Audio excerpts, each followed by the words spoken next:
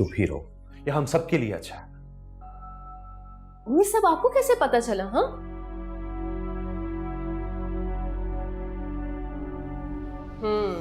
तो खबरें पहुंच रही हैं आप तक। ठीक है, ठीक है, देख लेंगे। अच्छा अब तुम बस करोगी? हमारी जिंदगी वैसी अजियत से भरपूर है, और नए जख्म लगाना चाहती हो तुम?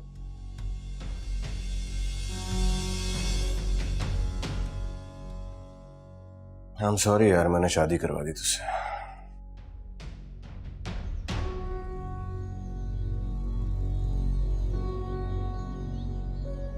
कहाँ से आ रहे हो मुंह लटका के? बाप का है तुम्हारा? मरीम के घर गए थे हम लोग। क्यों? होश में तो हो, क्या करने गए थे? आपने जो काम खराब किया ना, उसको सही करने की एक कोशिश करने गए थे। तो मैं तुमको ज्यादा बिगड़ते नहीं जा रहे हो? ऐसा ना हो मैं तुम्हारी बीवी समेत तुम्हें इस घर से निकाल दूं।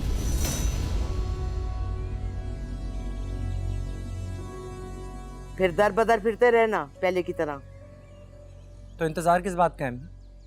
निकाल, इस घर से क्या इस दुनिया से निकाल दें। कम से कम इस बहाने आपको सुकून मिल जाएगा।